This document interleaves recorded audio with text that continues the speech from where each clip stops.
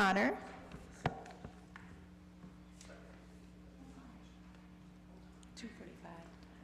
Councilwoman Connor, can you hear us?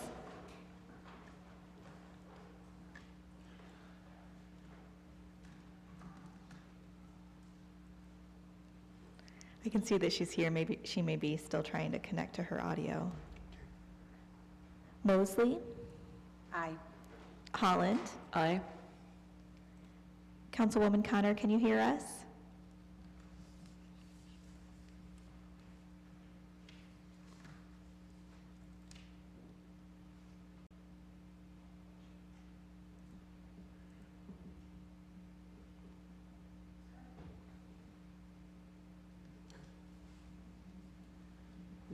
Mr. Chair, you do have all committee members present. Can we give her a moment to connect to audio if she's having trouble? Thank you.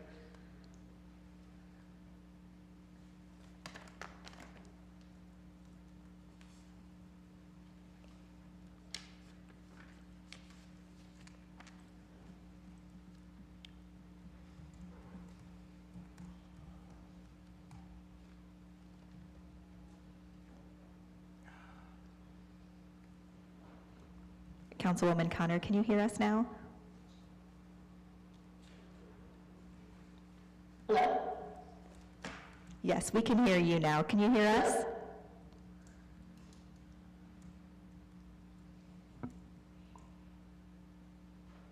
No. Okay.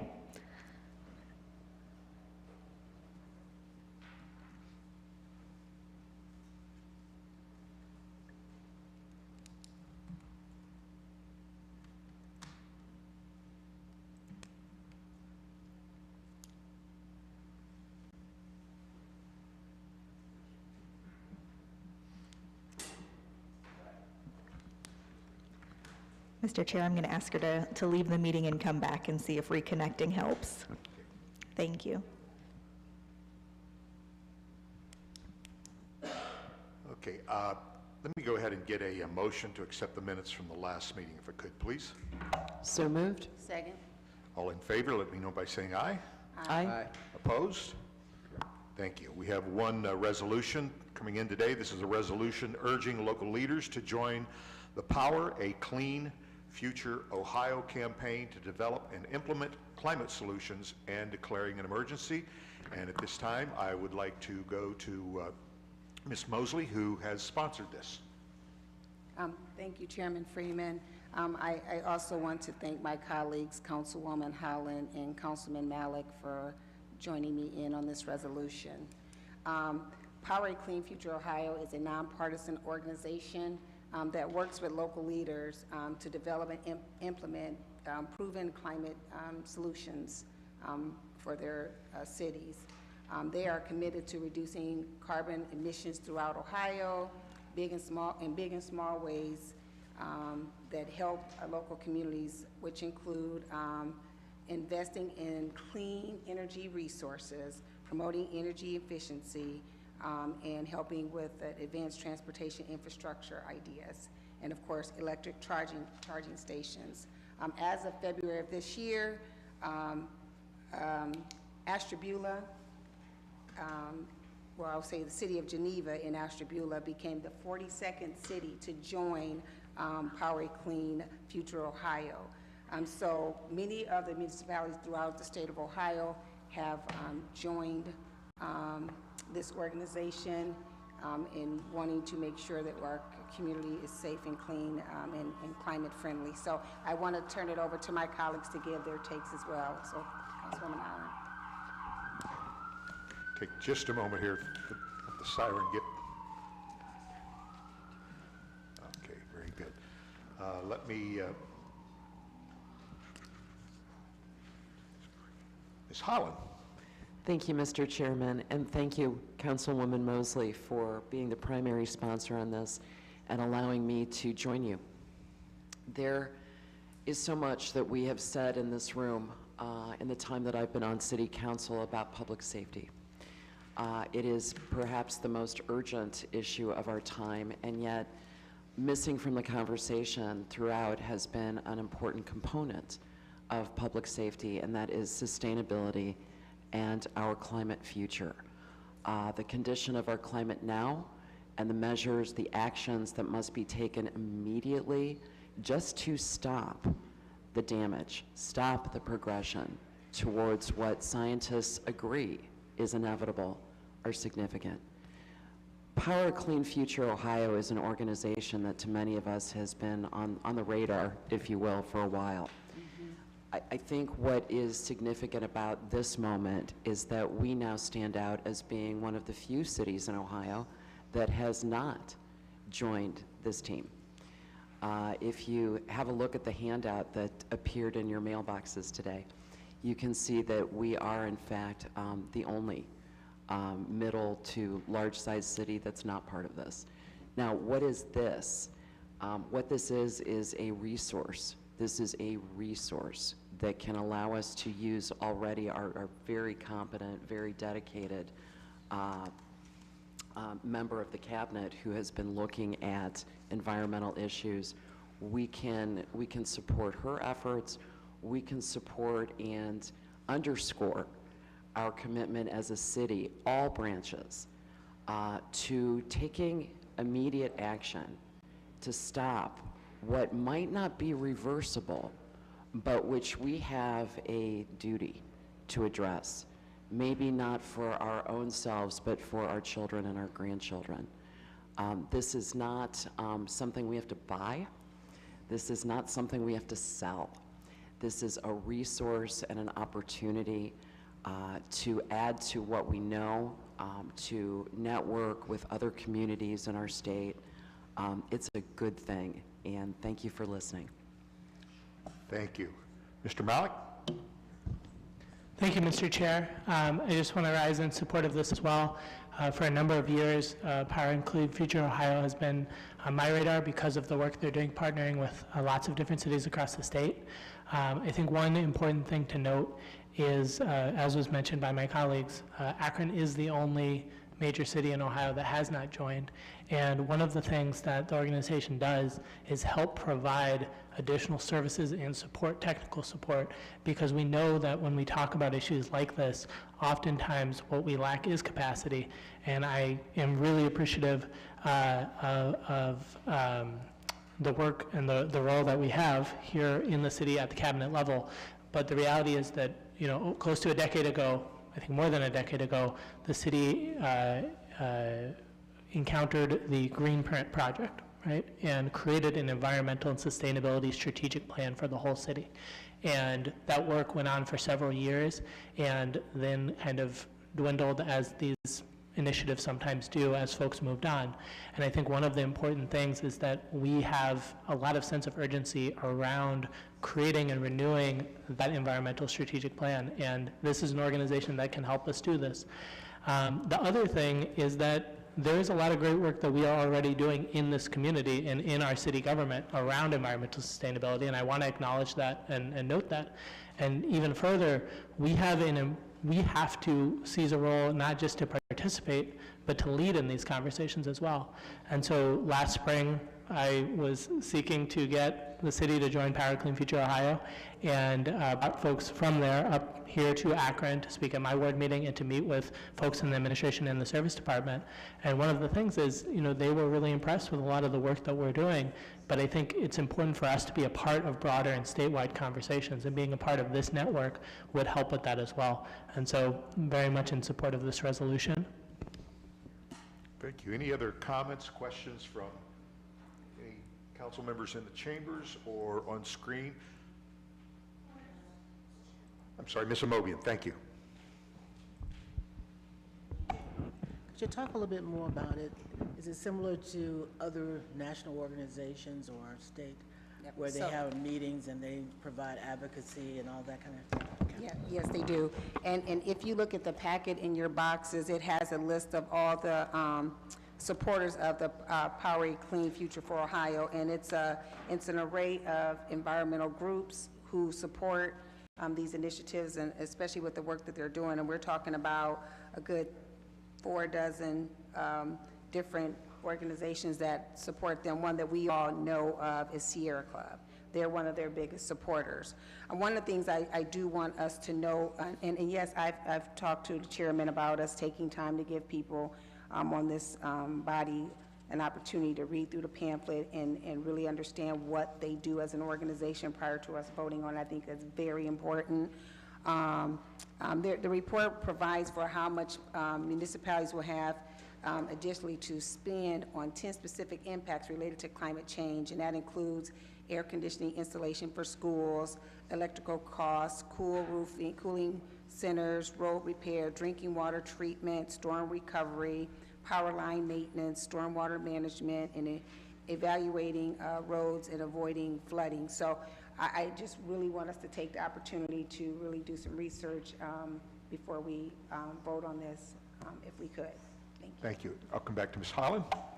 Thank you, Mr. Chair. I think it's important to note what Power a Clean Future Ohio does not do is replace people in our administration or anybody else's. The idea here is to not supplant what we're doing. It's to actually make life easier for cities that wish to incorporate sustainability concerns in their operations. So it's the difference between walking into a library and having no idea where anything is, and walking into a library and having somebody say, this is the sustainability section. So it's a pulling together of resources, an identification and sort of a concentration of what is possible and what's being done. To me, it looks like a no-brainer just in terms of time savings, that this is reliable and tested information and resources that a city like ours could benefit from. I don't think that it commits us to doing anything a certain way or locks us into other operations. This doesn't mean that we have to do everything the way Columbus does it, or the way Athens does it, or the way Ashtabula does it, but gives us an array of options and some legwork that saves us time. My hot take. Thank you. Thank you. I would like to come to Ms. Collins now, if you would, please. Thank you so much, Chairman. Our understanding of the ultimate outcome of this resolution is that we're being asked to use PCFO's services as our strategic advisor on methods of reducing reliance on fossil fuels. The administration opposes this resolution for 4 main reasons. First, we're already exceeding the interim benchmarks to get to net zero greenhouse gas emissions by 2050, and it's a harmful and misinformed public message to imply that we're doing nothing on climate.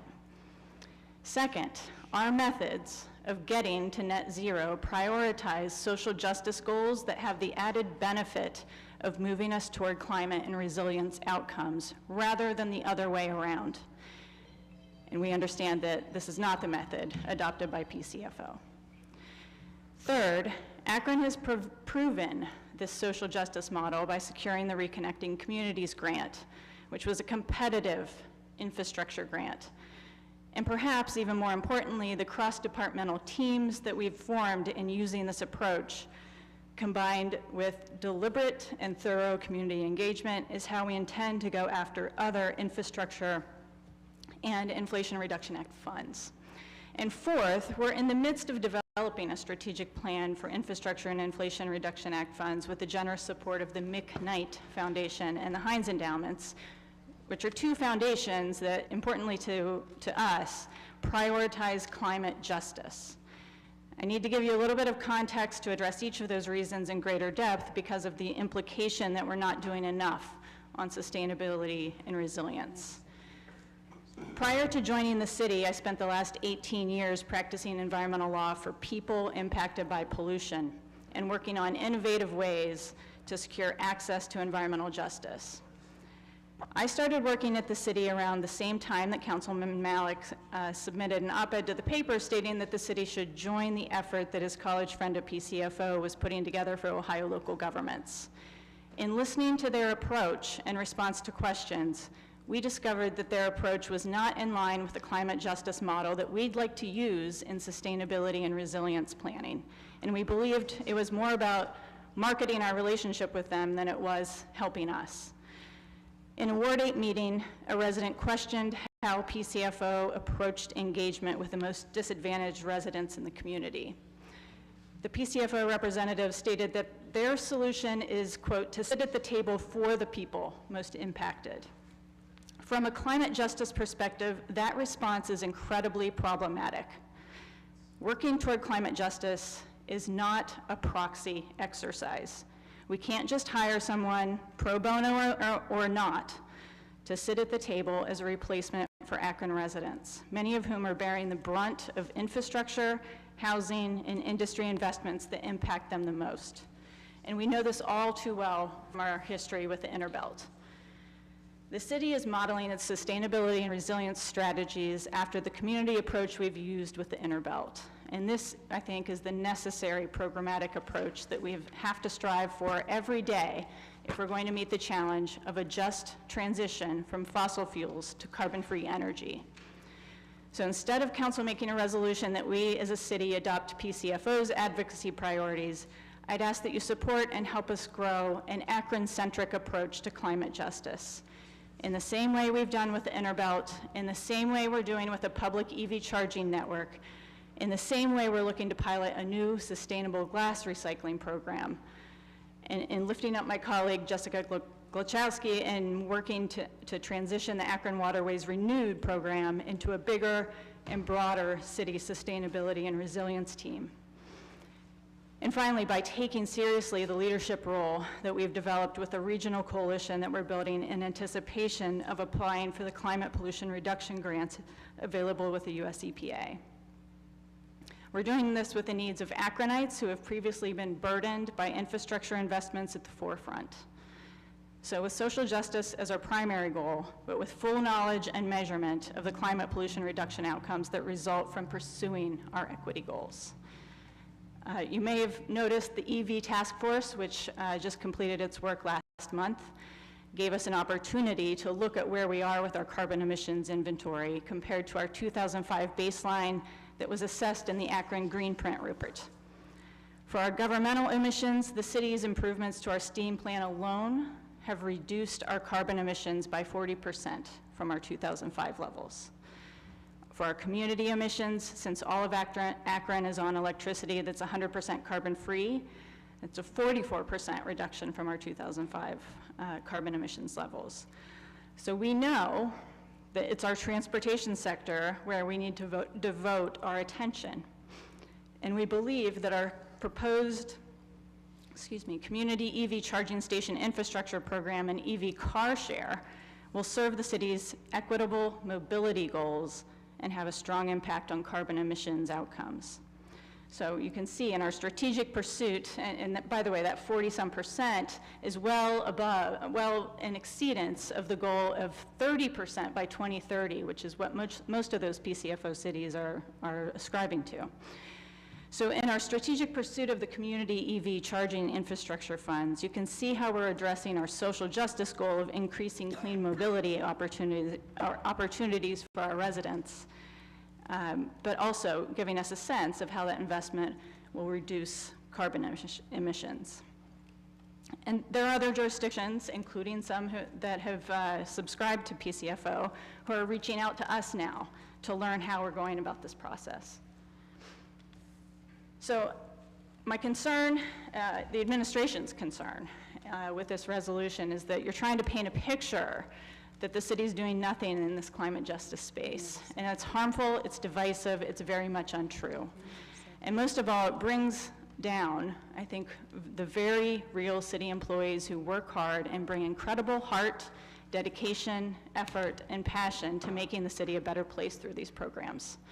So instead of using PCFO's approach, I'm asking council to support us in pursuing these social justice priorities, using the City of Akron teams with City of Akron residents. And I think resolutions like this tend to send a misinformed public message. So I'd ask for your support in opposing this resolution for those reasons. Thank you, Chairman, for all the time. Thank you. I'll come to Ms. Holland. Thank you, Mr. Chairman, and thank you, Ms. Collins. I think that it's important to underscore the fact that none of the resolution sponsors, nor to my knowledge, any member of this current city council, have ever cast aspersions on your work or that of your close colleagues. In fact, I think it's been nothing but praise here. And so I would like to amplify the many occasions that I have actually, given you kudos for bringing a fresh perspective and an earth-centered perspective to a lot of decision-making on behalf of the administration. I think that this is a really good moment for us all to remind ourselves that just because we've always looked at something the same way does not mean that we should not consider a new perspective. Also, just because we think that the way we're doing something is perfectly adequate and good doesn't mean we shouldn't accept more help. As professionals in our private lives, as parents, as siblings, as family members, and private citizens, we daily are invited to, as they say, update our priors, to take on new information, to receive and embrace new tools, new ideas, and to collaborate. So I want to speak not so much for everyone, because that would not be proper, but very much for myself when I say that in recommending that we take another look at powering a clean future for Ohio, that we consider that this is go time.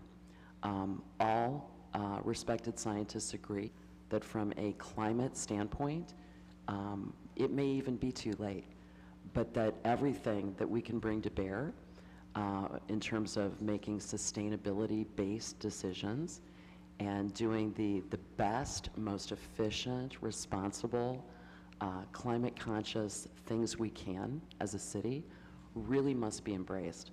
So again, my sincere apologies if you feel that this resolution is insulting to you. I think that it is exactly what the citizens of Akron need and want, and that, in fact, in bringing it forward, it was meant as a respectful and responsible move. Thank you. Can I respond to that? Sure. I certainly am not taking personal offense. I'm telling you that we're approaching it from a different philosophy. And, it's okay to have other philosophies. I've spent my entire career studying those different philosophies. What I'm saying is that the reason we are not joining and have not joined to this point is because of that different starting point. And it's an important starting point. So I am certainly not taking personal offense. I've been doing this too long to think for a second that that's what you're trying to do. But it is important, I think, that we start with equity. And that's how we've been doing it. I don't think that PCFO's approach does that effectively. Let me come to Tara and then Mr. Fusco. Thank you, Chairman Freeman. I want to echo the sentiments of my colleague, Councilwoman Holland. This was not meant to offend the city or to make it appear as if the city is not doing their part.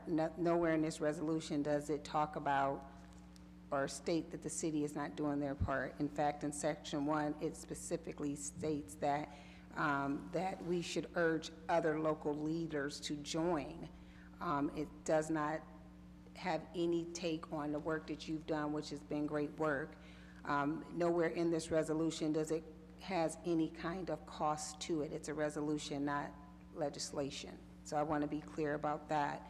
I was a little taken aback by the correlation between this resolution and what happened on the inner belt. So that sort of threw me off a little bit, because we're talking about climate chaos that we're dealing with in a climate future versus a community of people who were displaced. So that took me back a little bit. This was never meant to offend anyone. It seems like it did. I'm not certain of any op-eds that were written by my colleague. I'm unaware of that, but I still believe that what the work that they're doing over there is good work. There's several municipalities and other environmental groups who have signed up saying that they're doing good work, and if we're doing more than they are, being a part of that conversation and maybe showing them some of the things that we're doing, it seems like it's just a good thing. Thank you. Mr. Fusco? Thank you. Excuse me. Always appreciated our conversations, our many, many conversations that we have around this horseshoe in reference to the environment. We have had quite a few over the years. And this is why I was like, having worked on the administrative side, I agree in terms of sending the wrong signal to our great employees who have, especially on the utility side, and especially, we just heard, last week in reference to the CSO program, maybe 2 weeks ago, about how we're exceeding the guidelines, and we're under budget, on time, and we're exceeding the expectations, I guess.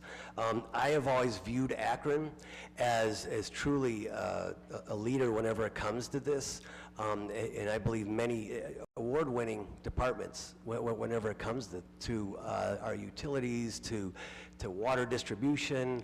The AES has done an outstanding job in terms of saving money, in terms of the environment, in terms of how they've approached it.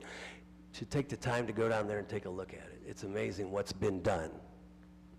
The other piece of this is at the wastewater WRF, what's gone on down there.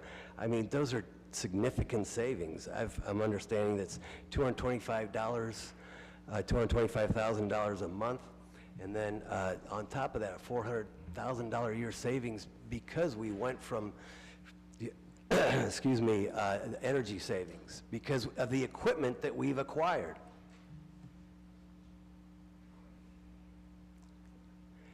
Also, the water distribution as well, and the job that you all have done.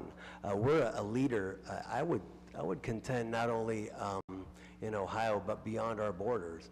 I know there's a time whenever we would attend the WATEC conference in Israel year after year, developing partnerships with them and finding out what's going out there globally. But the thing of it is that, like I said, we have been, and the strategy sounds like it's in place right now. The strategy has been. So with that, I stand in opposition. Thanks. Thank you, and I will come to Mr. Malik and then to Ms. Amobian. Sure. Just briefly, I want to underline and bold and highlight the statement that I made a little bit earlier, right, which is that I very much appreciate the work being done by our city employees in every department around environmental sustainability. One statement that was made was that there's an implication that we are not doing enough. I believe that as a city, we are not doing enough, right? I don't believe that any community is doing enough to address this huge impending crisis. The reality is that we do not have an environmental action plan as a city, right? The reality is that we do not have emissions goals as a city that we are committed to, right? And so, there is always work to be done. And I believe this organization can be a value add. It is clear that the administration, and that was the response that I got last year, does not believe that the group would be a value add. Those are two competing perspectives. I believe each of them is based in merit, is based in perspective. I have myself, in my research about PCFO, seen that, in fact, one of the services that they offer is coaching to municipalities to specifically take a race-conscious approach to developing environmental sustainability plans. And so I do believe that they are conscious of that, as every organization and every group in our society is doing their own work internally to improve on those disparities. So I believe that this would be value add, but I believe that folks can differ without being insulting to the work of specific city employees. Thank you. Ms. Amobian? Thank you, Mr. Chair. Without knowing a whole lot about this group that we're talking about today and listening to the administration, You know, one of the things I've learned since I have been on council, and the same as I was on the school board, it doesn't hurt at all to listen to and learn from other folks. We have had some of the same kind of reactions when we have gone to NLC and listened to the various cities from across the nation tell us about creative things that they have done. And then we come back here and we talk about them. It's as if we are slapping somebody or downgrading somebody's work. And I don't think it doesn't sound like that to me at all. It sounds like maybe a different philosophical view, and maybe taking time on this and you educating us about the various philosophical approaches to this may be helpful. But I have not found at all, when I have gone to all of these different conferences, where I have actually learned from other communities as to how they approach different things. And it doesn't sound like this is going to cost us any money at all. So I just don't, I have a real reaction when people slam stuff down because it's different from what we've always done. I just think that educate us about the various philosophical views. Let us know, and I know what you've been doing because you've been bringing all the exciting work that you've been doing with regard to environmental issues to council. And I know what Mr. Ludlow has been doing with all of these different parts of this decree that we've been doing across the city. So it's all very exciting work, but it doesn't hurt us at all to learn from others. And I would certainly like for us to take a look at this and hear more about it. And thank you, Mr. Thank Chair. you. And I see Mr., please go ahead, and then Mr. Neal, I'll come to you. Go ahead. Thank you, Chairman. And I hope that it's clear that we certainly have talked to PCFO. We have learned, we have listened, and we are very much interested in talking to other jurisdictions, both in terms of sharing what we've done successfully and hearing what they've done. But I think what's being proposed is to accept PCFO as a strategic advisor to our plan. And it's correct that we have not adopted emissions reductions goals. There are very clear goals that exist for cities to adopt. I told you that PCFO is asking us to adopt 30% by 2030, and that we're exceeding those goals. So it's not that these are goals that we need to, invent with other cities. We know what those are. I'm saying that what we would like to do is name social justice goals that we would like to execute on, and there will likely be climate implications to those goals, as we've seen in pursuing other projects. And we hope to really highlight for you what we're able to do by pursuing those social justice goals and the impact that the outcomes that may arise in the climate space, among other things. Hopefully, some of the indicators that we're achieving public health more generally is what we're looking for.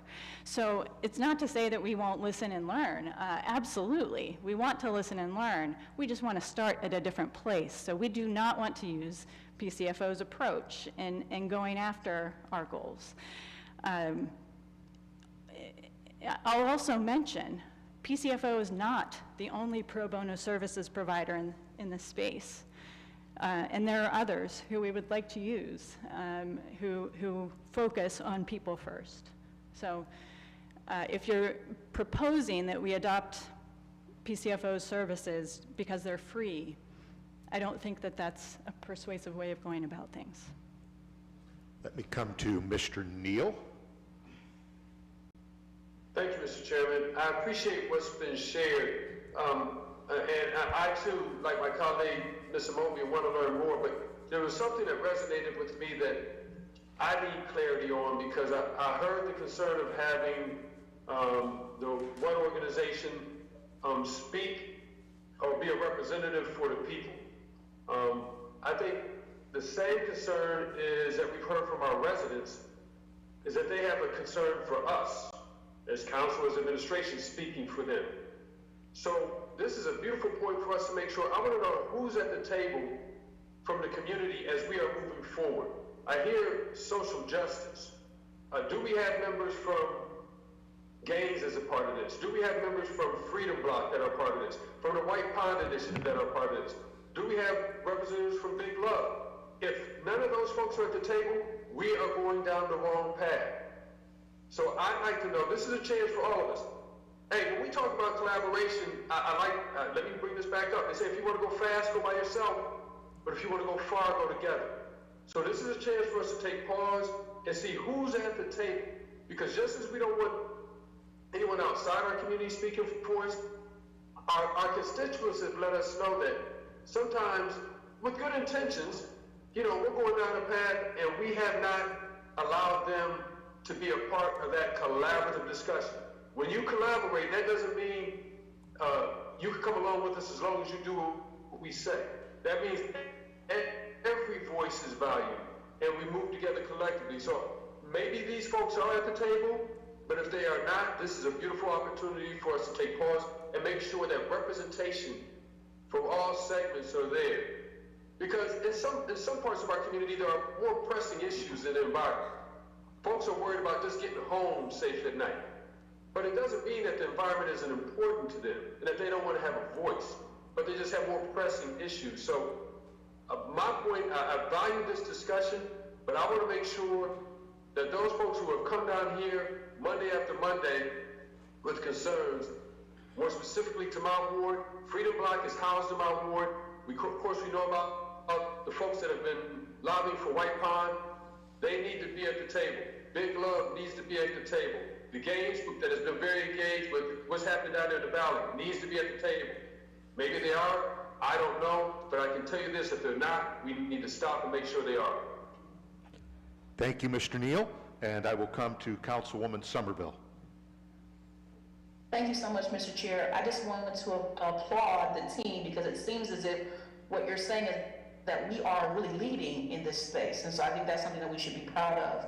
But Emily, if you can, you mentioned something about our approach and PCO's approach is a little bit different. Can you talk about that social justice model just briefly and putting Akron residents first? Can you talk about the difference there? Absolutely. So the example that I was mentioning in my comments before had to do with the EV task force and thinking about equitable mobility outcomes. First, instead of the emissions reductions outcomes that would result from adopting a full public EV charging network in Akron and an EV car share. So that's a really discrete example that I can give you right now is how are we increasing mobility for our residents most in need with the availability of an electric vehicle car share program in strategic locations instead of what's the climate outcome that we're going to get from this? How much pollution reduction can we get out of an EV car share? So our first consideration was mobility goals, and by the way, there are some really great climate pollution reductions out of that. Does that help, Council President Somerville? Yes, it does. Thank you so much. Thank you. I had Ms. Holland, and then I'll come to you, Tara. I'll try to be brief. Thank you, Mr. Chairman. For the record, I would just like to state that in my nearly 2 years on Akron City Council, this is the longest conversation on the public record that we have had about sustainability or steps towards climate change redress. And I think that is a very, very important point to make, particularly for those who are watching or who read about this session later. Why? For 2 reasons. First of all, because Ms. Collins, in her time, in her job, has spent virtually all her time on this. In fairness, and again for the record, I'd like to point out that she is one of the most available, accessible members of this cabinet. Nothing but appreciation for the work she's doing. She has moved the needle on Ward 1's real true love, which is glass recycling, and so many other things. And I feel very heard in my advocacy work for Ward 1 by Ms. Collins. And again, for the record, do I need to say this? Of course, I appreciate the many city workers who have put their time and their energy and literally a good portion of their careers into the waterway projects, into the CSO effort. I mean, this has been Herculean. So let's leave that out of this conversation. My point is that this is the first time in 2 years that we've had a real robust conversation in which we've actually been given a glimpse of what the administration's philosophy is about approaching the issue of climate change. And I think we all need to be really candid, really eyes open and honest about that. Now, is it also true that we've had a lot going on? Yes, yes. And is there some intersectionality here? You bet. And so I appreciate the presentation. Now, at the same time, I guess I want to throw down a flag and say, since when does a resolution generate serious controversy and debate in this horseshoe? A resolution is the taking of a poll, in a manner of speaking, on an issue which then urges action.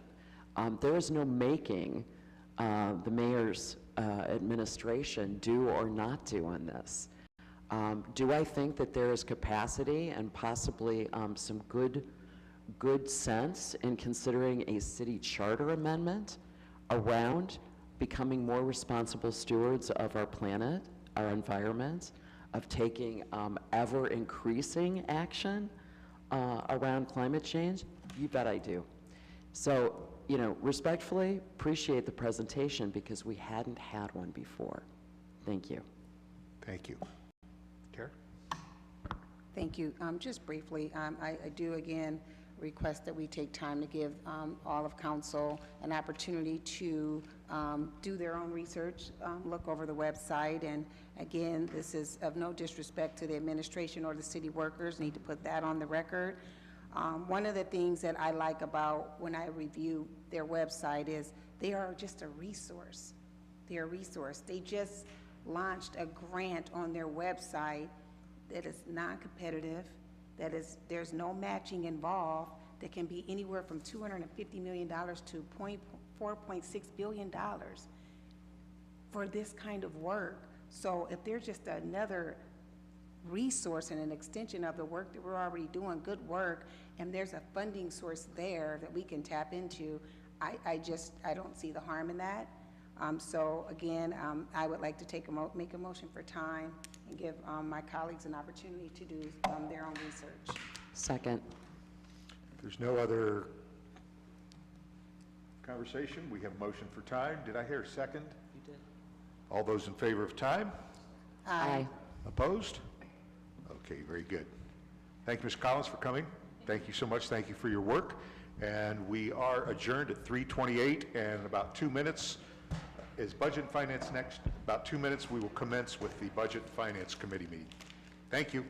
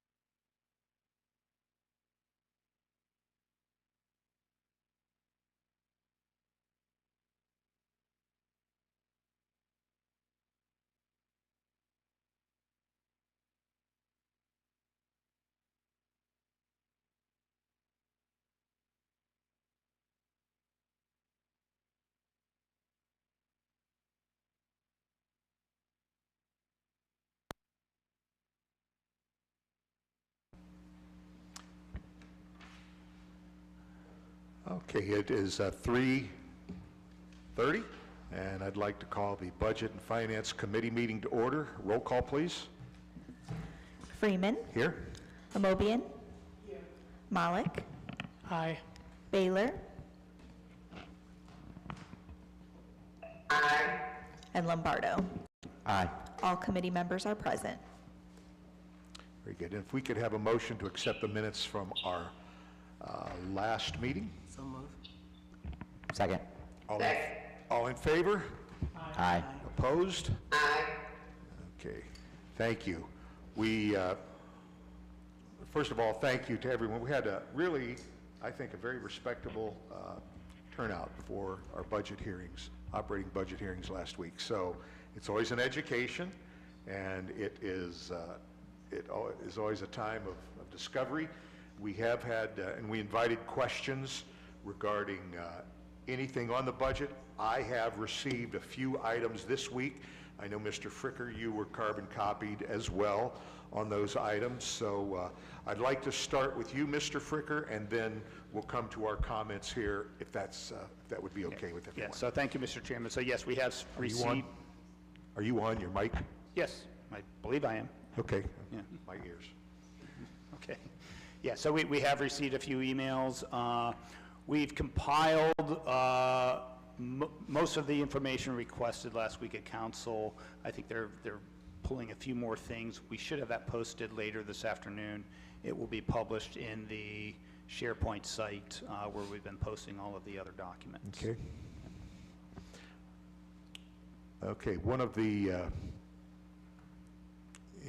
items that I know they want to we want to have discussion about today is Section 56 regarding our contracts over $50,000. And let me first come to let me see, how do I want to do this?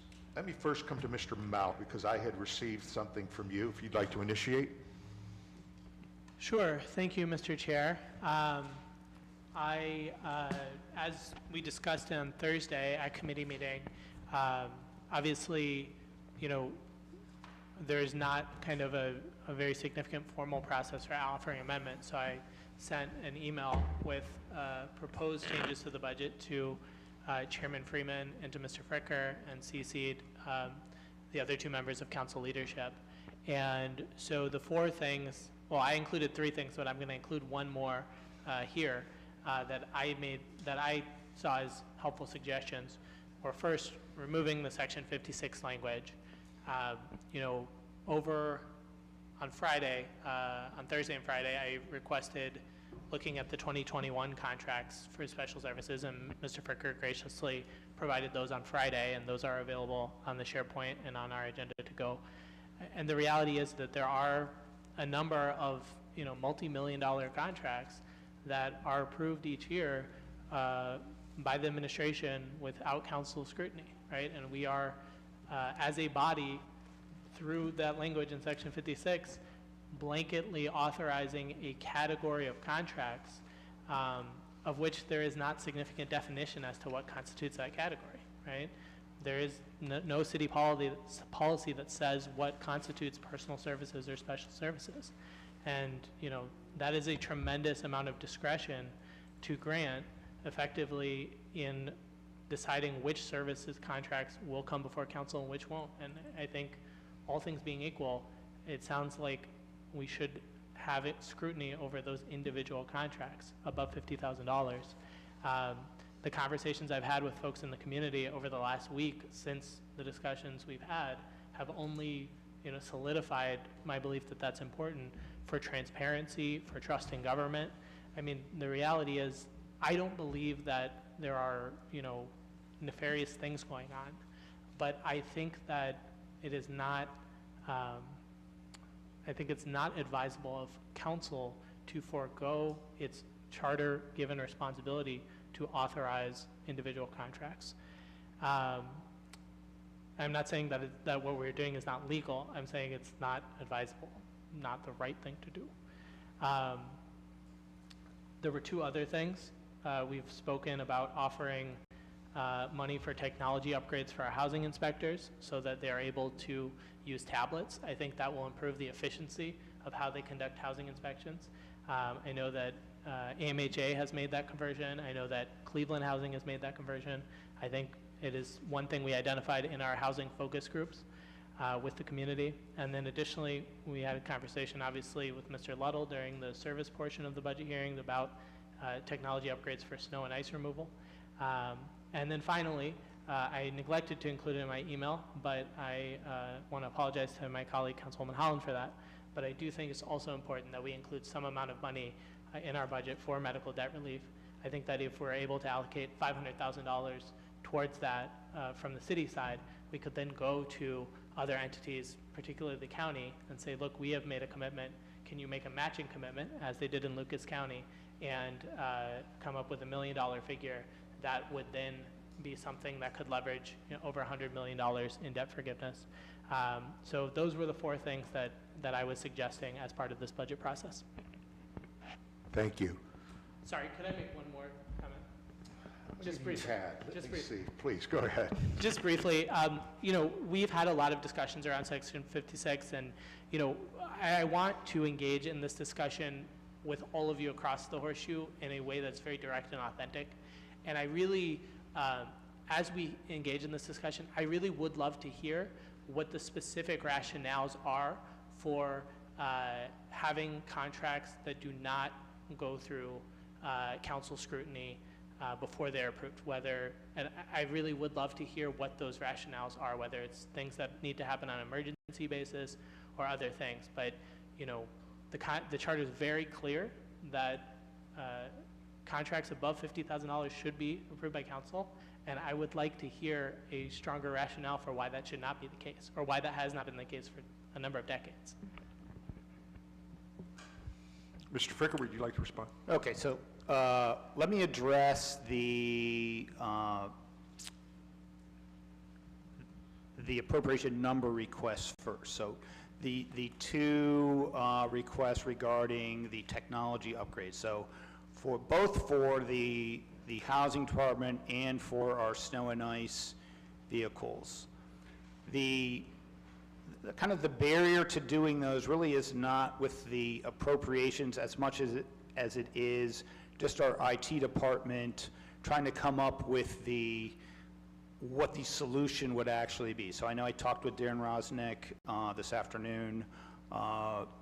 This is something they have been looking at. I know in the case of housing, they're trying to figure out the platform that they want to utilize for that, that technology, which would allow the housing inspectors to have basically a mobile capability for their housing inspection. The idea is to put that within the CityWorks application that we've rolled out to several other departments throughout the city. So to incorporate that functionality with iPads for that division. That is something that, basically our IT department is looking to find the bandwidth in order to figure out what that process would be to implement that technology. So should that become available this year, we would certainly look to move forward with that this year. And if an amendment was needed to the budget in order to implement that, we would come back to this council to put those funds in. I don't believe we need funds now because we don't know if we're going to be in a position this year, but that is something that is being looked at. That is a priority within within the city and within the Department of Neighborhoods to get that functionality out there.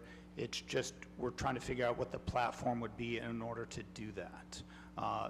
The same thing is largely true of the snow and ice vehicles. So my understanding is we have applied for a grant to fund the iPads and the software. The software would be based on our AT&T software that we presently own, but we would have to build out the technology to do all of the tracking that would provide that kind of real-time information on where all of the snowplow vehicles are in the city.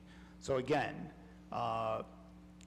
if we receive that funding in the form of a grant, we would come back to this council to appropriate the newly received grant funding.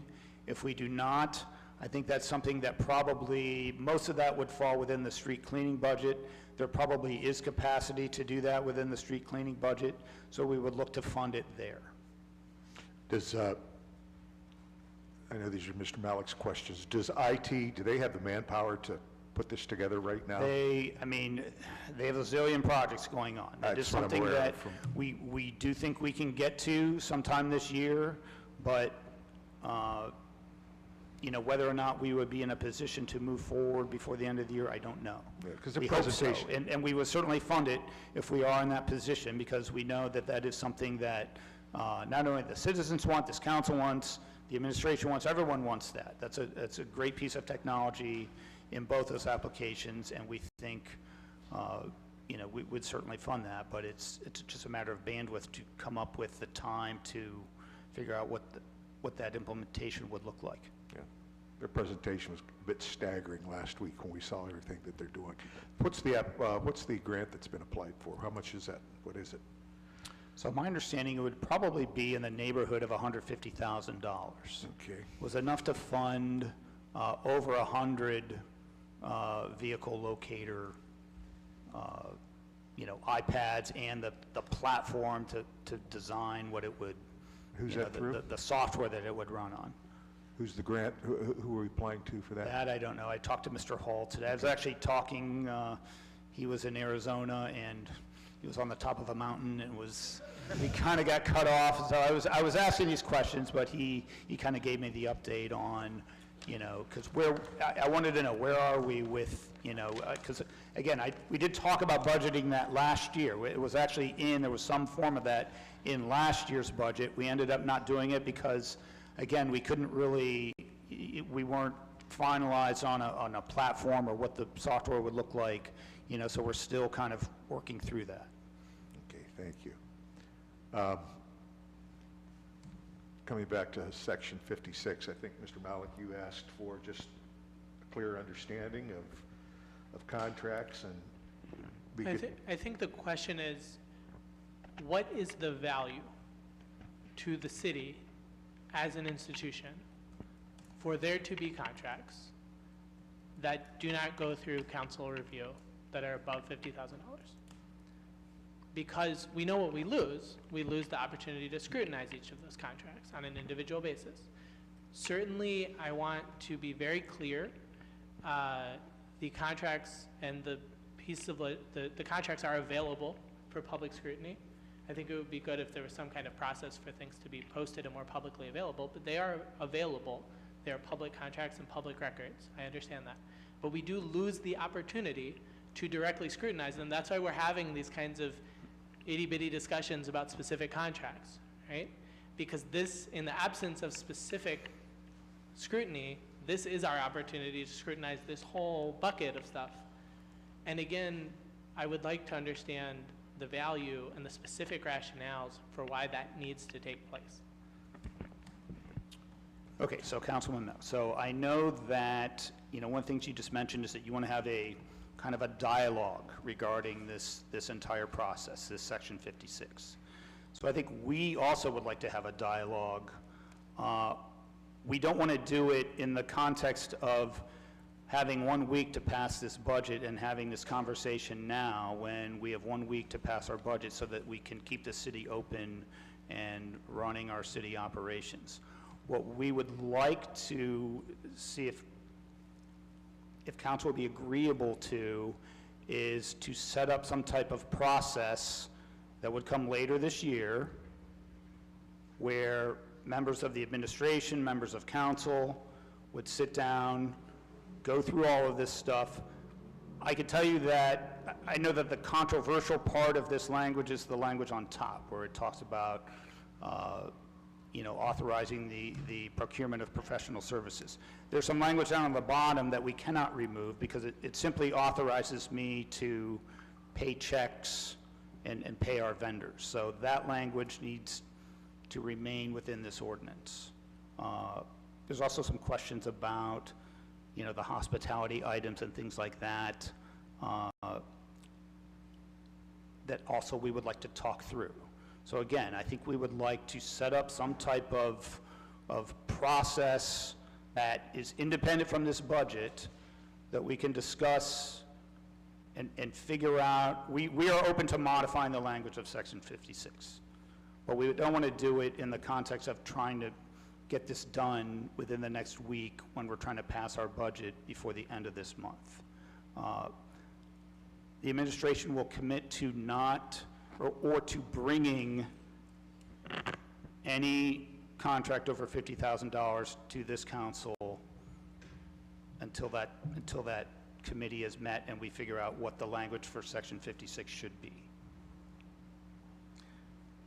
I'll come to Mr. Malik, then I'll come to Ms. Holland.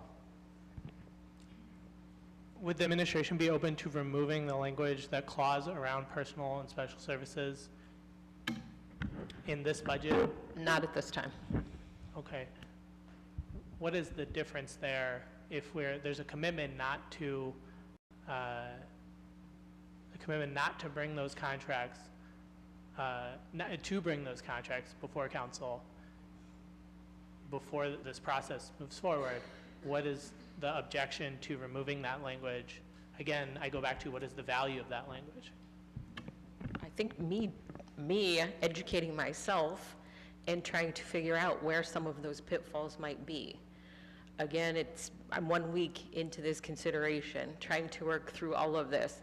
The law director's given me some pretty good information. The service director's given me some pretty good information on where some of those pitfalls might be, including the extended summer break council takes and the gaps sometimes that need to be filled with contracts and things that need to take place during that time, when we just don't have the opportunity to be before council to present some of those things. I think the alternative that Mr. Fricker is talking about is consideration that definitely we would like this council to consider to keep the city running to pass the budget next week. I'll come to Ms. Holland and then to you, Ms. Moby. Okay, yes, she does bring out the point. I'm going to yield to Moby Ms. does a committee Amobian. She's a committee member. And we'll member. come to you. Thank you. Thank you very much. My question has to do with, there should be very few things, if you are planning appropriately, that we could not address from week to week. The only times we don't meet is when there's a holiday or when we're on summer break. Other than that, you would have enough council members here to approve things that are really urgent. I mean, when you have an emergency of some kind. So there should be very few exceptions to that. I guess my real concern is, and I don't want to call anybody a liar or anything, but I've asked some very specific questions, like the ARPA dollars. I asked a question about Guide House. I was told that we did not know how much we were going to spend. But we've had a contract with them, and it wasn't signed, day before yesterday. And we knew that it was up to 1.3 or 1.6, whatever it is. I don't understand, when I asked the question, why couldn't that have been told to us? That we have signed a contract with them, and this is what we have agreed to. It's not so much of what you have, unless we want to play on words, and I don't like those kind of games. I wasn't asking how much have you paid them and that kind of thing. I wanted you to tell me, and this is when Mrs. Goodrich was here, and you were here as well. When I asked the question, you should have told me, or told council, we have an agreement with them, and this is what we have decided. It's like I would have never known that we have, and we've probably been in contract with Mr. Plasquale the entire time he's been gone, since you're telling us that he's the only person that knows anything about JET. I have a hard time believing that people cannot learn whatever it is that he knows, because part of the reality is that we always have to be thinking about, what if he died? What if he was unable to be here, to be available to us? We have to figure out these kinds of things. How do you pass the knowledge on to somebody on staff who could handle these situations without needing to enter into these kind of contracts? And I'm not saying anything is wrong with it. If you need his help, you need his help. But it should be forthcoming, and I don't get the impression that things are forthcoming. I still don't understand, and I've been on council 14 years now.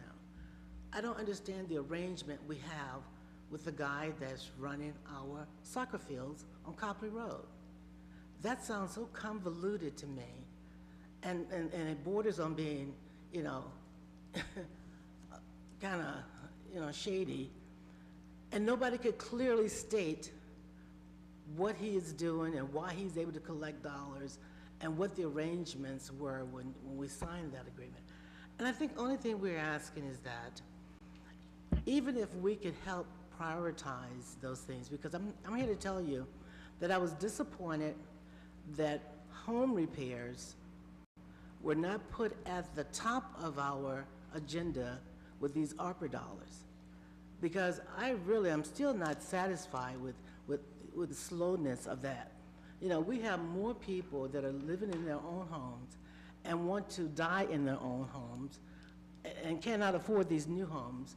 That should have been put at the top of the agenda. And I would think that that would be something that as a council person, we can negotiate. And, you know, but we were not given the opportunity to do that.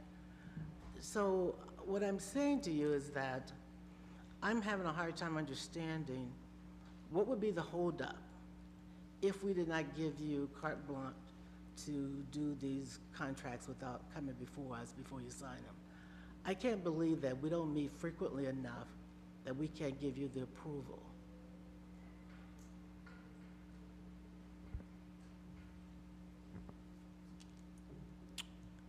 So I think as we just said, you know, we're willing to basically bring every contract before this council. And I think we can work out what the, you know, what the change in language is at a later time. Before we sign it, not after we sign it, before. That we have a discussion about what you're going into this contract to do. I'm sorry, I didn't hear. I mean, the contracts you were talking about, you would bring them to council before you sign them, so that we can discuss and figure out what are we entering into. Correct, yeah. Okay.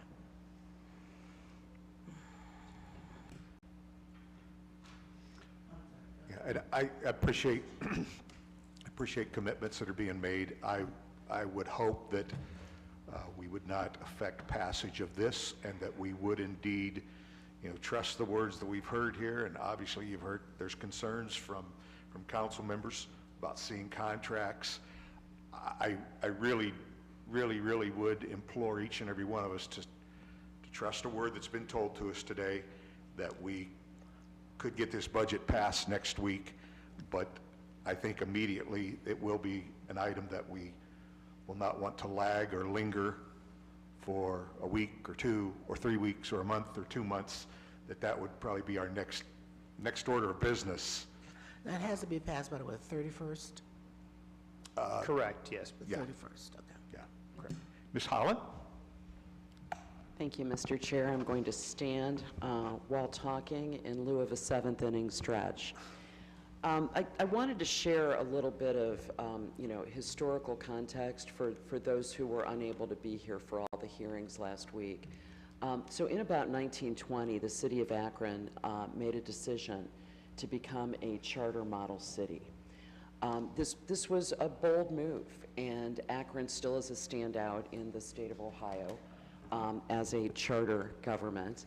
And so it was the beginning of a process, and this was the first time through its charter that Akron reflected the will of its people and its voters. Decisions were made, and not by just a bunch of people sitting in this room, as we are today. So in that charter, from day one, there were expressed limits on what the government could do with the people's money. There was a maximum amount of money that could be spent without bringing it back to the public body that's meant to represent the individual people. Makes sense so far, right? And so, you know, these amounts of money, of course, have changed over time. And interestingly, here comes another little point on the timeline. In 1966, and you guys, I know I probably need to get a life, but over the weekend, I read microfiche PDFs of some 1960s decade budget ordinances. And for the first time in 1966, in our budget ordinance, there appeared a provision that, to me, jumped right off the page for a couple of reasons. This was item 15 of the 1966 budget, item 15 of 16. Now today, we're talking about item 56 of how many items? So that's sort of the tip of the iceberg. Things have gotten more expensive and more complicated. Mr. Fricker's nodding. He agrees, right? So, you know, we're into much bigger numbers and much bigger issues today than we were 100 years ago. But here's what happened in 1966. For the first time ever, then Mayor John Ballard introduced, for the first time in his first ever budget, a provision that made a specific mention of his role as not just mayor, but also, at that time, then chief of public safety. Now, those of us who are nerds understand that under our city charter, the mayor is still, and absent a city charter amendment, always will be our chief of public service. But it was different. It was simpler in 1966. I think this is a tip of the hand, okay, for what happened in item 15 in 1966. That Mayor Ballard was given the ability to make certain blanket expenditures, make certain immediate expenditures by the then sitting city council approving item 15 as an override, as a waiver to the provision in the city charter that otherwise requires all contracts exceeding a certain amount, today it's $50,000, be approved by council. So I want to really make something clear. There's no reason, based on what we know right this minute, to believe that there's some shenanigans here, right? That's not what we're talking about. Now, what we're talking about here is whether, as a matter of policy, as representatives of the people, whether we think it's a good idea to just say, yeah, we're good. We're not gonna exercise our right under 100-plus-year-old governing document to see in advance and approve all contracts over $50,000. Okay, that's what we're really talking about here. Is it a good idea to just give that up? Look, I am a trusting person. I think most everybody in here knows me to be an optimist, to be reasonably fair-minded. I like everybody in here. I know some of you find that hard to believe, but it's true, okay? But the reality is that how we look at each other, how we like each other isn't really the issue. It's you know, what are we expected to do and what did the charter envision? And what are we being asked to do right now? I think it's some movement that Ms. Wilms, the Chief of Staff to the Mayor, and Mr. Fricker, the Director of Finance, are both saying, look, we'll make a deal.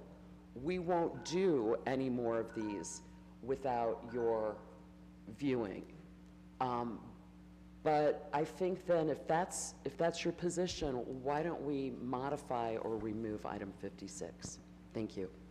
So I think what we're saying is not only are we open to looking at the language, we're open to having legislation that speaks to whatever changes we make in the existing section 56. We just don't want to do it right now when we have a week to pass this budget. Let me come to Ms. Holland, then I'll come to you, Mr. Fusco. Okay, that's fair. Thank you, Mr. Chair. And what I'm about to say may seem like apples and oranges or apples and turnips, but respectfully, this council, because of strong feelings and tough positions and tough issues, is currently out of rule, is what we lawyers call it, but we are currently in a state of non-compliance with our charter with regard to the seating of the Civilian Oversight Board. And this is the cause of considerable discomfort with a number of residents of Ward 1. who have communicated their concerns and they're upset with me. I think as custodians of public trust, we should all be concerned about that. Now, with that in mind, we are in violation of our city charter, and respectfully, I don't see a whole lot of urgency around correcting that situation. And, you know, I say this with all due respect, that I understand that the charter establishes deadlines. And yes, the charter establishes deadlines. I don't feel that I can realistically do my job here without understanding, among other things, what's in the contracts. I issued a request last night to make sure that my colleagues and I have all the requisite identification of all of the documents, and I appreciate that. I think we're finally there. But I would also like to know if the contracts themselves are available for review, because I think that has some bearing on our decisions as well. I don't know if we can get it done in a week. So the answer is yes, all those contracts are available for review.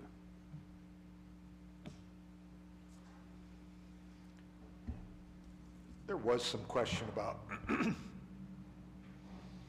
contracts that involved capital items and contracts that involved personal services. Is there any differentiation in our rules about what we are required to approve and what we are not required to approve when it comes to two different kinds of contracts? So the contracts we're talking about are professional services. I know we had a discussion about this last week. I think that definition speaks for itself. It's services provided by, some professional firm. Typically ours are legal, engineering, financial, those types of services. Okay. I'm going to lose order here if I'm not careful. And so I'm staying with committee members right now. Okay? That's fair. And Committee members. Seamus had his hand up.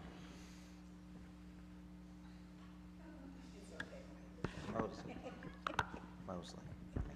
I know. Let me go ahead and come to Mr. Mallett. So I guess I did have questions around one specific contract. There is a contract from 2021 with Gateway Development Group. Yes. Yes. And that is a consulting firm. Correct. And one of the consultants is Joel Bailey. Correct. And what are the special services that Mr. Bailey is providing? And I did not know that this was, I didn't until a couple minutes before committee started know that this was a contract we were going to be discussing. More than happy to get you a copy of the contract. It was entered into initially, I'm not sure when, it was before, I was in this position, but there's a list of specific topics and specific items in economic development that Gateway is tasked with doing. They are not broken down by specific consultant. So it's one, one big contract with a number of consultants under Gateway, but they're not broken down by individual task. And, I would certainly like to know what those projects are. I'm aware of some of the projects as a Ward 8 councilperson working on the Merriman Valley project. But, if I try to put my finger on it, this is why I believe there needs to be more scrutiny, right? Because before Mr. Bailey was a consultant, Mr. Bailey was a lobbyist for First Energy during the passage of HB 6. And from public reporting, Mr. Bailey was involved with the passage of HB 6, right? And, since Mr. Bailey has been separated from that organization. And again, these are the kinds of things and the kinds of questions that I believe council should be asking before we enter into contracts, not after the fact or during the budget process. in which we need to pass a budget within, a certain amount of days or weeks. And so I would like to learn more about that specific contract, but it is part of a broader concern, again, about the level of oversight and scrutiny that council has in this process. The check to Gateway, is that one check? We didn't pay individual? No, it's with Gateway Consulting. So one check to Gateway Consulting, we don't know who else functioned underneath. There are a number of individual consultants that are, then employed by Gateway, but it is not, they each work on multiple people work on one thing, one person works on one thing, and it's not broken down by task, by individual consultant. Okay, let me come to, it's your committee? Yes. Okay, please. Mr. Chair, in all due respect, these are the concerns that we've been expressing for some time now. No one can tell me how much we have done to address the Elevate Akron issue. But I can hear about contracts that are being signed with individuals, and we don't know if there are other folks out there of color or something else that could probably provide that service and help us address the exclusion of African Americans from work. And see, these are the kinds of things we've been talking about for a long time now. And if we really are addressing Elevate Akron, someone should be able to give us a report on metrics of what we have done to move the needle in a more positive direction. But yet I'm hearing about contracts, and I don't even know what's in this contract. And I don't know what skills or qualifications Mr. Bailey or anybody else in his group would have that we don't know an African American may have that could have provided that service. And these are the kinds of things that trouble me seriously. Because if you don't monitor those things that you claim to want to change, and you don't bring in reports, I have to question whether or not we're serious about moving the needle to do things differently. Now, I know Joe Bailey, and I heard that he had a problem when First Energy got into this situation with Householder and other folks. But, for you to sit here and jump, I don't know anything about this particular contract. I guess I need to see all the contracts like everybody else to see how many folks got contracts down here and what service are they providing us and how much are we paying them. This troubles me seriously. And we keep talking about the same kinds of things, but yet, everybody claims there's an open door and you can get anything you want. In order to get something you want, you need to know that it exists. You have to be able to request it. Thank you. Thank you. Now I'll come to... I thought President Somerville was wanting to say something. I was going to say. Okay, I did not see her, but... deference to her, sure. She does have her hand raised. It looks like she's connected. Yes, President Somerville? Sometime. Okay, thank you so much, Mr. Chair. I just want to echo just a few things. First, I too would like to really hear the value, right, the benefit of professional service contracts again. So I just want to put that on the record. Also, I want to make it very clear, right, we have all had an understanding that professional contracts have existed, right? This is nothing that is secret. Council members at any moment in time can ask questions, ask for the contracts to be pulled, to get all of the details. So I just want to make that very clear. And also say that, yes, maybe this is something that we need to look at. I just think that we should be responsible in terms of that before we just eliminate something, really have a plan of how we move forward. So just want to say that for the record. Okay, thank you. Yeah, thank you. Just that, no, this is a good discussion. I certainly appreciate the effort here. But having been one who has worked in the administration for 10 years, I think removing this today, or next week I should say, is going to be tough in terms of those folks who've got to do the management, those folks who's got to do the work. I do know there's a commitment to try to from the administration, it sounds like, but everything that's been done up to here and has been done in bounds, if you will, and I know no one's really bringing it up, but they sure are bringing up some political names right now. But the thing of it is that we have been audited by the state year after year after year in terms of the way we do business, okay?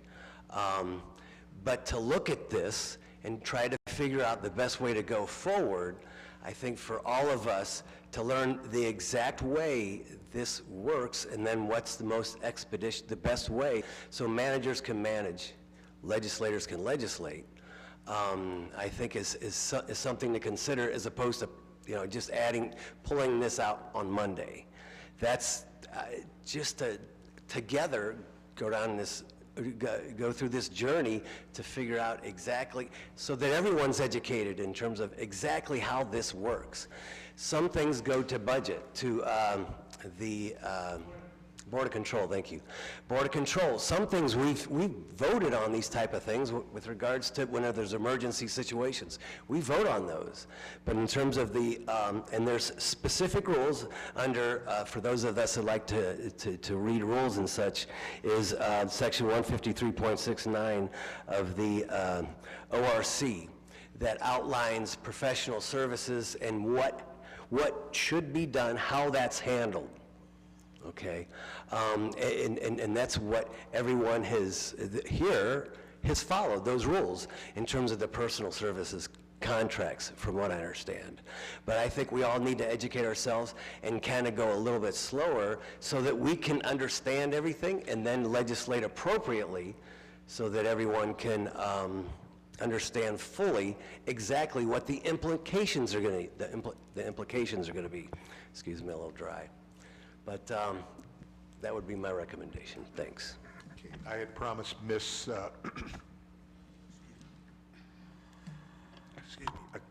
Mosley, and then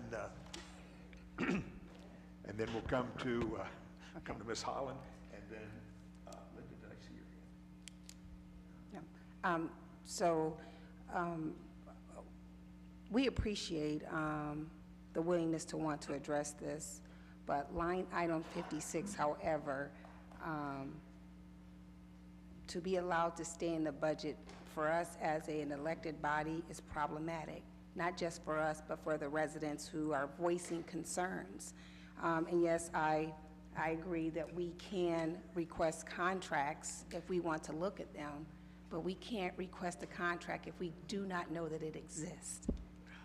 And these are contracts that we don't know that exist until now. Right before a budget hearing, we have 172 or 73 contracts. Some came before council, but those professional services ones are the ones that are in question. And it doesn't matter whether it's Don Pasquale, Joel Bailey, James Hardy, or Stephanie York, or whatever umbrella of consulting they fall under. It looks bad for us as a city, especially when we don't know about it, especially when I can talk to previous council members who feel like they were bamboozled. They never even understood what this meant. And so the willingness, great, but to say we should pass a budget hoping that we will do the right thing is concerning. And yes, everything right now seems political. But we got to set that aside and think about what we look like as a community and as a city. And right now, the residents think that we have something really undermining going on down here. So if that means that we have to pull line item 56 out and not bring in any professional services contracts, I think that's what we need to do.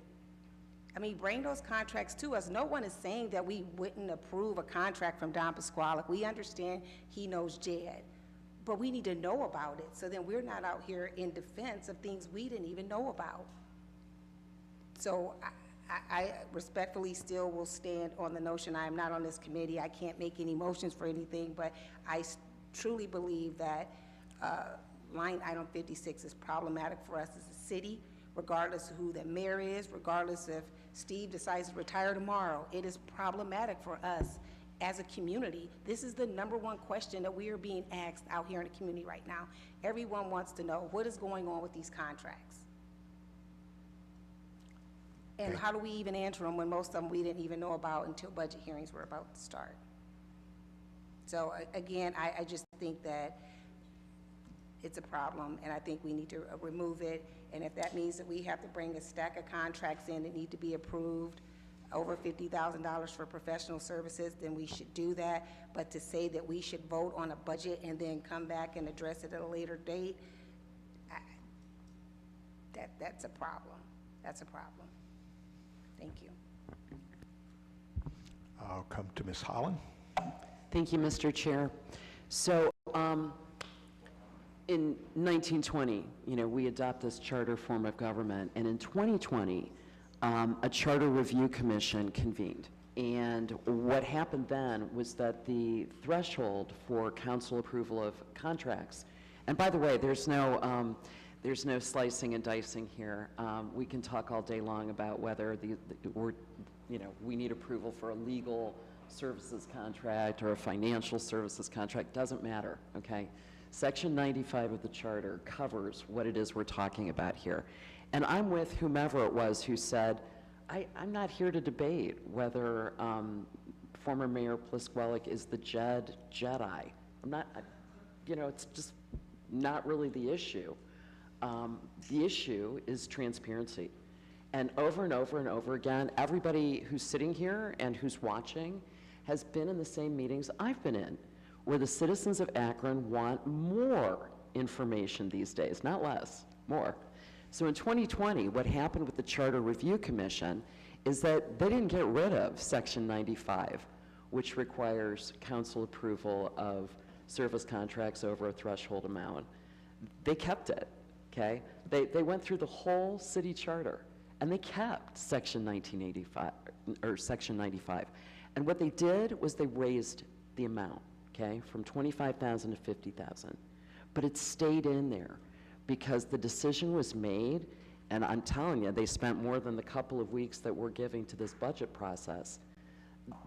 The thinking was that, no, this is still a core value of ours. It's still really important that our council representatives get a look at these. So, I'm here to say that I'm not super alarmed by some of the things that appear in these spreadsheets that we got identifying these Section 56 contracts, but there are some in here that are concerning. And I don't even know the detail of what services were provided. There's a contract for $426,000 for an organization that I'm really unfamiliar with. There is the gateway item, and Mr. Volman, you seem to have some familiarity with the organization, with the principals, is that right? Who else? Mr. Bailey, who else? In the contract, the other consultants that were, I don't know about the 21 one. I think it's the same, though. We had Adele Roth was one of their consultants, as was Rick Marola, Mr. Chema, and Mr. Bailey. Okay, so Adele Roth, who used to be in your seat? Not exactly, but yes, Adele Roth that used to work for the city. Okay, and I'm sorry, who were the others? Tom Chema, who owns Gateway, or is the managing member of Gateway, and then Rick Marola. Okay, Mr. Marola, also a former city person? He was, yes. Okay, and what was the contract for, since we don't have the contract to review ourselves? Again, generally it was for economic development consulting. Again, I think the contract is available, Steve, you said? Yes. Yep, so I don't have again, I know for the initial one and then the renewed one had a list exhibit of what those items are. I do not have that in front of me. I did not know we were talking about this contract today, but we'll get it to, it's available.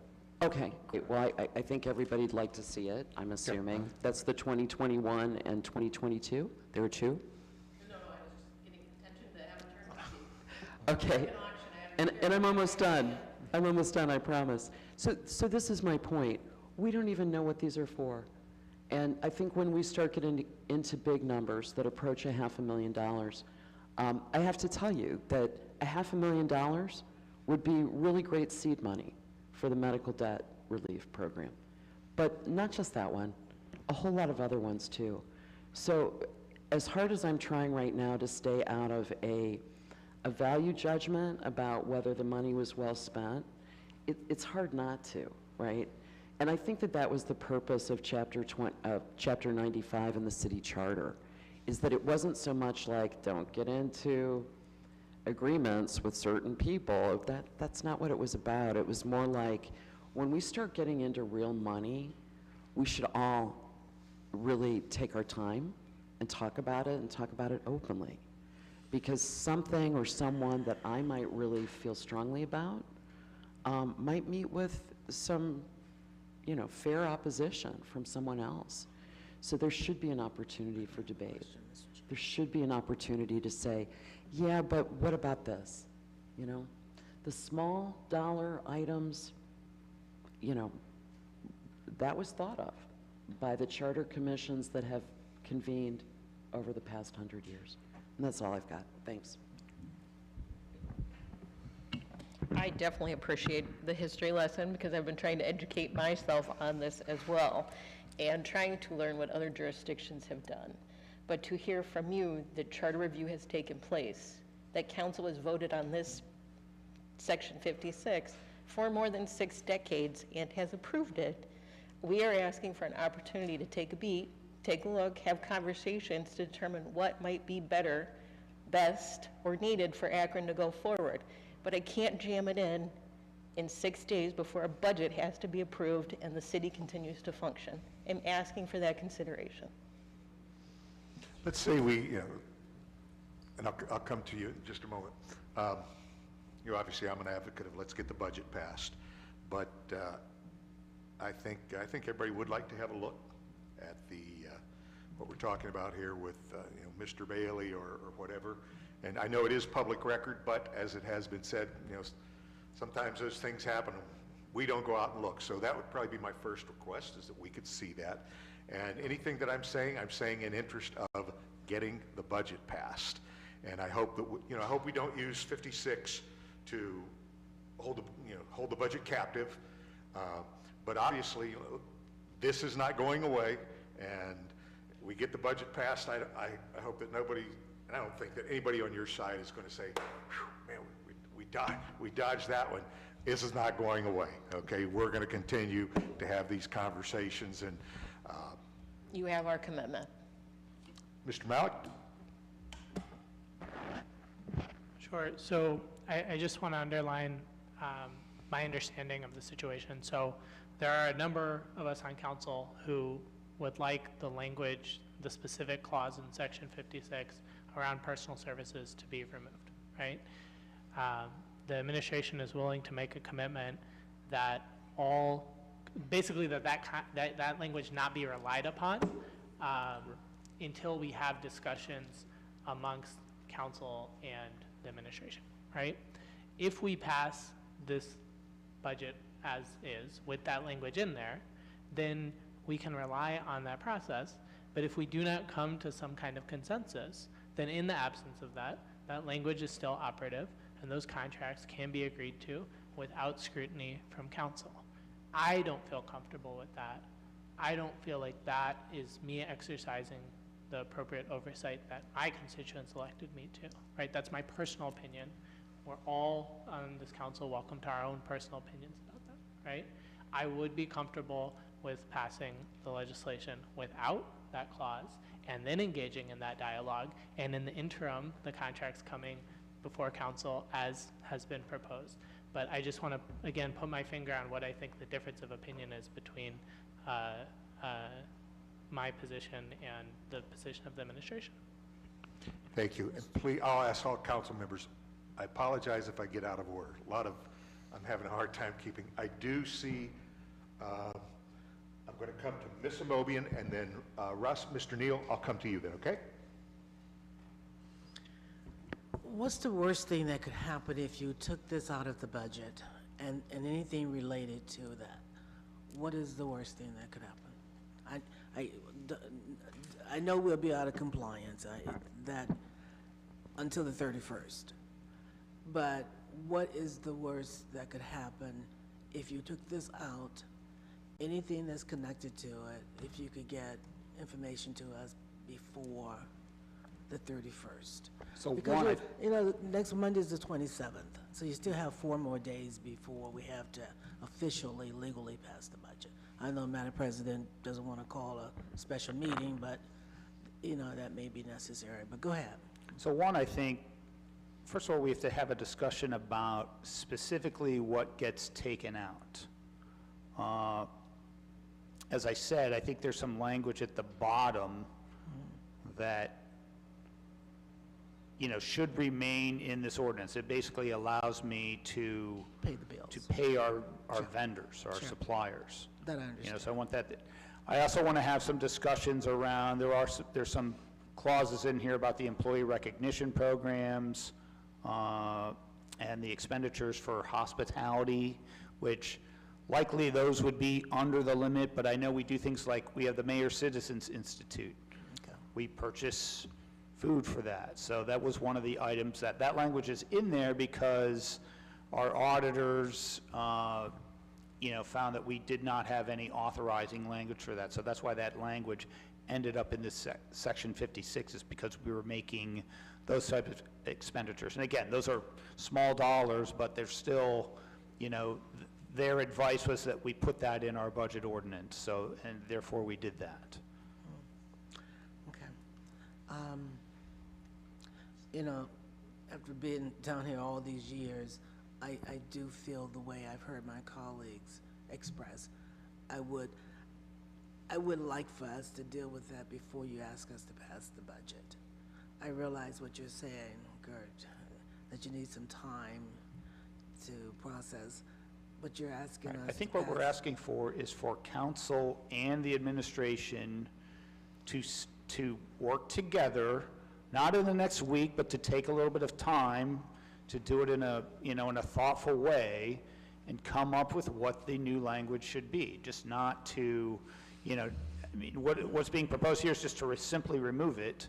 I think we want to be a little more thoughtful than that. We want to sit down with council and the administration and figure out what the language should be. If I may, I think, the question I think was phrased as what's the worst that could happen, I think is how you phrased that.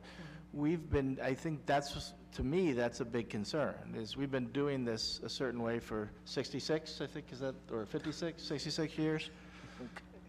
I don't know what the worst thing that could happen would be, because we haven't been faced with that, but what I'm hearing, and I wasn't part of that specific thing, is that we are pledging, and I believe that all the people that are listed under that section that can sign contracts are members of the administration, that we are pledging that we will not sign those contracts without coming back while we figure out the best way to handle this without diving into something in a week that we don't know what potentially could happen. I guess that's my thought. I don't say this very often, but I wish it were January. January. Oh, well, we have at least 3 months. Yeah, because, haste makes waste, and I don't want to. Sure.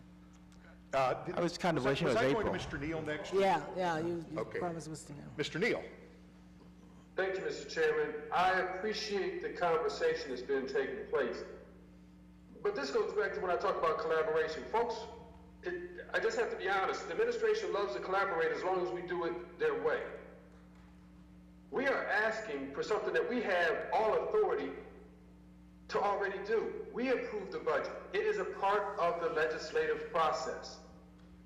You've heard from my constituents, from my colleagues state that our constituents have expressed concern about how we have totally given over our legislative authority in regards to the budget. So I don't know why this is such a difficult thing when you have members of council expressing concern. Do you not trust us? You're asking us to trust you, but do you not trust this council? Look, folks, because of the way this city operates, we're less than 3 months from deciding who the new mayor is. It's time for this council, and most of us may not be here, but it's time for us to bring back the balance to city government by council operating as council is supposed to operate. This body has expressed concern with Section 56. Please work with this body to address them. If we need to pass the budget without Section 56, that's what we need to do so that we can be comfortable and be responsible to our constituents. Please extend the trust that you're asking us to extend to you, to this body. We gave over, not all of us, but you have full authority of $145 million. $145 million. What will history say this administration did with that money? Because this council has no oversight. So if Section 56 has to come out because this body says it has to come out, take it out. Extend to us the trust that we've extended to you with the ARPA dollars and with the rest of the budget. Not by, just because I heard Mr. Bowman say for 60 years. Mr. Bowman, do you know that is what systemic is?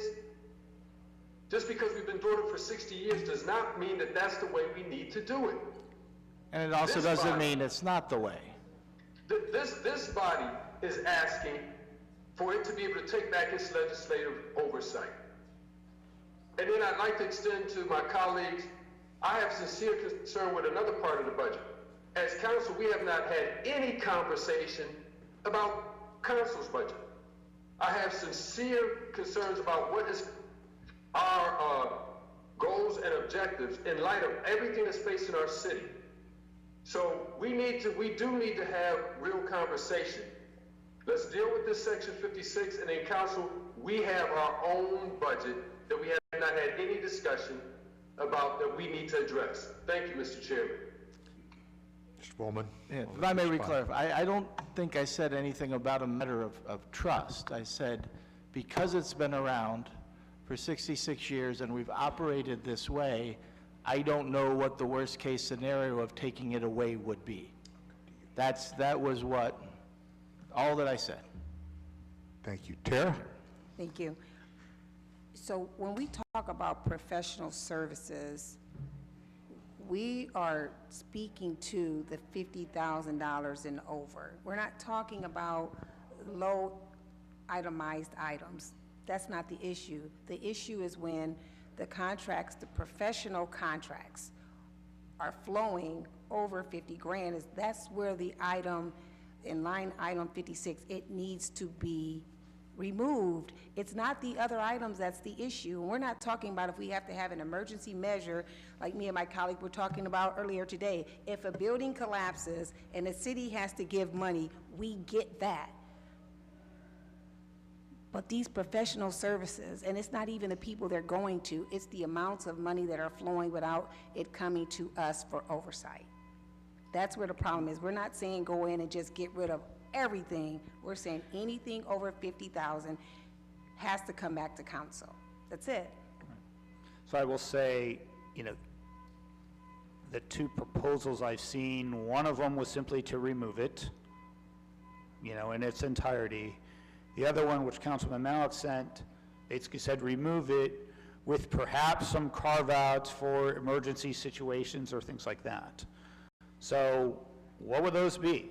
I think that's a perfect example. I think that's a discussion on what carve-outs would we have? What would that language look like?